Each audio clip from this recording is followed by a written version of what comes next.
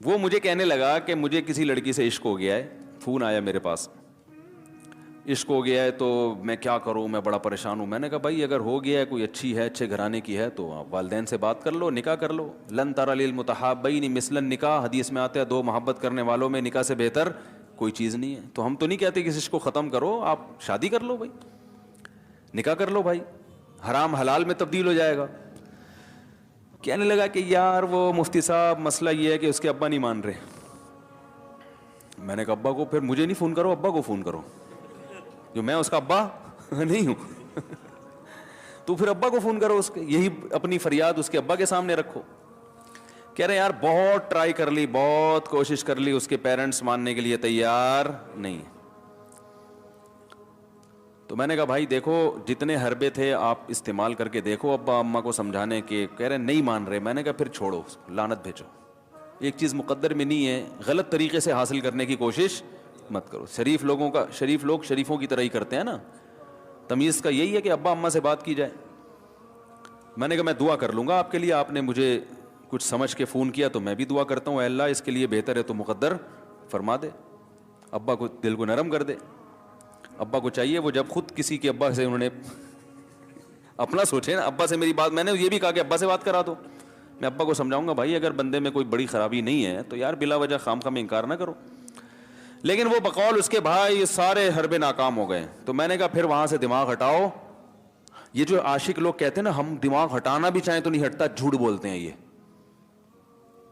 جھوٹ بولتے ہیں, یہ ہٹانا چاہتے ہی نہیں ہے کمبخت. حقیقت بتا رہا ہوں آپ کو, دنیا میں بڑی سے بڑی محبت ختم ہو سکتی ہے اگر انسان چاہے. مر جاتے ہیں تو محبت ختم ہوتی ہے کہ نہیں ہوتی؟ دیکھو جب میاں مرتا ہے, جوان شوہر مر جائے کسی خاتون کا, بوڑھے کو تو وہ چاہتی ہیں کہ بعض دفعہ کہ بھائی اب اس کو نچوڑ تو لیا ہے ہم نے پورا, پینشن ملے گی اب تو ہمیں, پلاٹ بھی دے دیا اس نے, گھر بھی میرے نام کر دیا, بچے بھی بڑے کر دیے.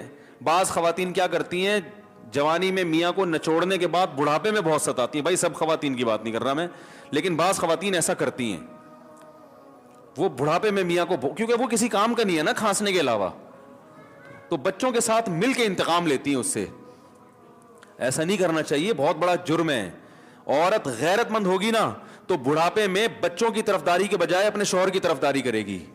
یہ بھی اچھے اخلاق کی علامت ہے. وہ کہے گی بیٹا تمہیں جو میں نے اتنی محبت سے پالا ہے نا, اس شخص نے مجھے سہارا دیا, گھر دیا, اس نے مجھے چھاؤں دی, اس کی بیس پر آج تمہارے بازوؤں میں قوت ہے. تو غیرت مند عورت کیا کرے گی, وہ بڑھاپے میں کس کا ساتھ دے گی, مرد کا ساتھ, شوہر کا ساتھ دے گی, بچوں کی سائڈ نہیں لے گی. وہ آج کل بچوں کی سائڈ لینا شروع کرتی ہیں, بچوں کے ساتھ مل کے اس کو ستاتی ہیں, کیونکہ اب بچوں سے مفاد ہے نا.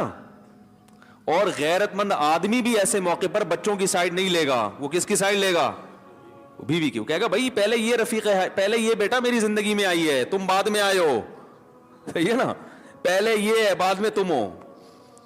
تو وہی غیرت ویرت شارٹ چل رہی ہے. کیا کریں یار, اب آدمی کیا رونا روئے بیٹھ کے جو ہے نا. تو کیا بات کر رہا تھا میں, وہ عاشق کی مثال دے رہا تھا. تو اس نے مجھے کہا کہ مسئلہ, اس نے کہا کہ بھائی بات یہ ہے مفتی صاحب بس دعا کریں, وہ مجھے ہر قیمت پہ چاہیے.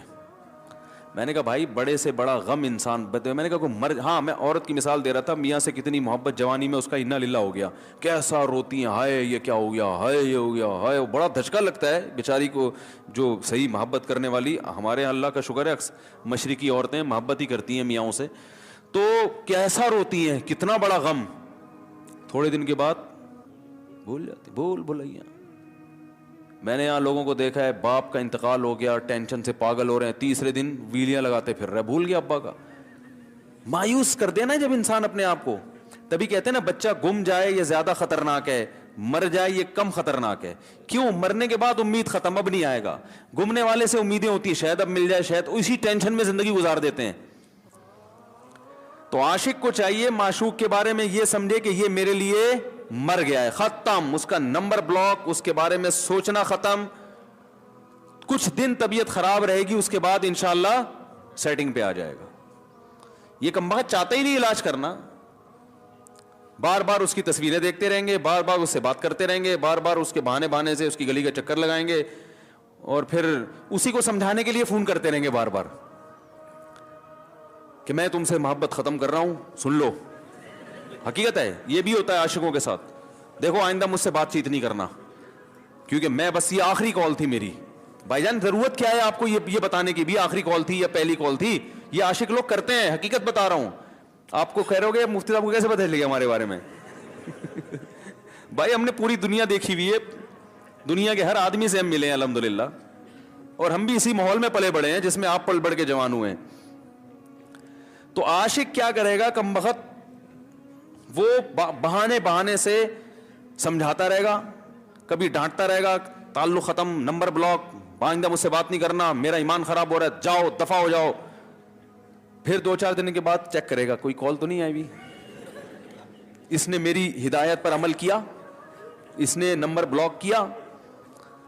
تو آپ کبھی بھی ٹھیک, پہلی بات تو یہ کہ عاشق کو چاہیے وہ یہ سمجھے کہ میں بیمار ہوں, یہ بیماری ہے.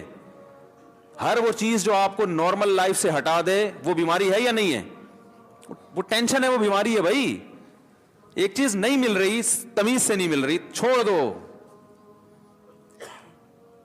اس کا تصور دماغ میں لانا چھوڑ دو, اس کا نمبر بلاک کر دو, ایسے ہو جاؤ جیسے تھا ہی نہیں. کچھ دن طبیعت خراب رہے گی, اس کے بعد انشاءاللہ ٹھیک ہو جاؤ گے. حضرت حکیم الامہ مولانا اشرف علی تھانوی رحمہ اللہ کے پاس ایک عاشق آیا. اس نے کہا ایک گھوسن کہتے ہیں نا, وہ جو گوالے ہوتے ہیں نا, ان کی عورتیں جو دودھ وودھ بیچتی ہیں, تو ایک دودھ والی عورت پہ یہ عاشق ہو گیا تھا, اور نکاح کو کوئی چانس مانس تھا نہیں. یہ حضرت حکیم الامہ رحمہ اللہ کے پاس آیا اور کہنے لگا کہ جو مسئلہ یہ ہے کہ میں جو ہوں نا, میرے دماغ میں وہ سما گئی ہے, اب جو ہے میں جو ہے نا بس میرا کوئی علاج کریں میں ٹھیک ہو جاؤں. ہاں, کہنے لگا مجھے وہ دلا دیں آپ اللہ والے ہیں, بہت پہنچے ہوئے بزرگ ہیں, تو بس آپ کسی طرح اللہ سے مانگیں وہ مجھے مل جائے. تو حکیم الامہ نے فرمایا کہ دیکھو بھائی, پہلے تو استخارہ کرو.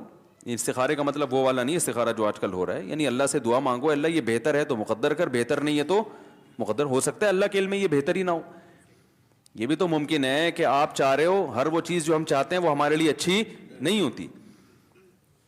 تو اللہ سے پہلے دعا مانگو, اور پھر جو ہے وہ پیغام بھیجو. اگر نہیں قبول ہوتا تو پھر اپنا دماغ یہاں سے ہٹاؤ. اور دماغ ہٹانے کا طریقہ یہ ہے کہ اس کا جان بوجھ کر تصور نہ کرو. یہ میں نے پورا واقعہ اس لیے سنا رہا ہوں کہ کوئی عاشق واشق بیٹھا ہو تو وہ سن لے کہ اس طرح سے علاج ہوگا. کبھی اس کا دماغ میں تصور نہ لاؤ, ٹھیک ہے نا, جان کر نہ لاؤ. خود بھی آ رہا ہے تو وہ ایک الگ بات ہے نا, وہ تو غیر اختیاری چیز ہے. خود سے آ رہا ہے تو ایک الگ بات ہے, جان کر نہ سوچو اس کے بارے میں, اپنے آپ کو مصروف رکھو, اس کی طرف کبھی جاؤ نہیں, اس راستے سے نہ گزرو. تو یہ پرہیز ہے, یہ پرہیز کرو گے تو پھر میں دوا بتاؤں گا. یہ بھی دوا نہیں, میڈیسن نہیں دی ہے, یہ تو اس میڈیسن کے پرہیز ہیں. اس کے بعد میڈیسن بھی ملے گی, جو ذکر وہ بتائیں گے اللہ کا ذکر وہ بعد میں, پہلے یہ پرہیز. اس نے کہا یہ نہیں ہو سکتا مجھ سے. اس نے کہا مجھے تو دودھ چاہیے نہیں ہوتا, پھر بھی وہاں جاتا ہوں میں دودھ خریدنے. مجھے تو دودھ کی ضرورت نہیں ہوتی پھر بھی جاتا ہوں. اور کہا آپ بس مجھے کسی طرح سے وہ دلا ہی دیں. تو حکیم الامہ پہلے زمانے میں لوگوں میں بزرگوں کا احترام بھی تھا, انہوں نے ایک تھپڑ لگا دیا اس کے. اب دیکھو آپ کہو گے بد اخلاقی ہے تھپڑ لگانا, حالانکہ یہ عین اس موقع پر کیا تھے, اخلاق تھے. انہوں نے ایک زور سے تماچا لگایا, کہا کہ جب علاج کرانے آیا ہے تو طبیب کی بات مانتا ہے نہیں.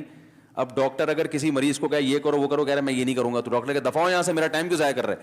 ایک تھپڑ لگایا اس کے زوردار نا, بولا جب آئے ہو ہم سے علاج کرانے کے لیے اور ہماری مانتے نہیں ہو تو ٹائم کیوں ضائع کرو ہمارے. زور سے تماچا لگایا.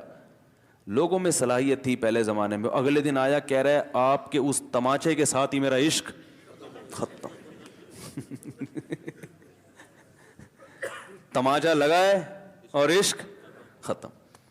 حکیم الامہ کو حکیم الامہ اس لیے تو کہتے تھے کہ وہ جانتے تھے کس کا کیسے علاج ہوگا. اس کا علاج تمیز سے نہیں ہو سکتا.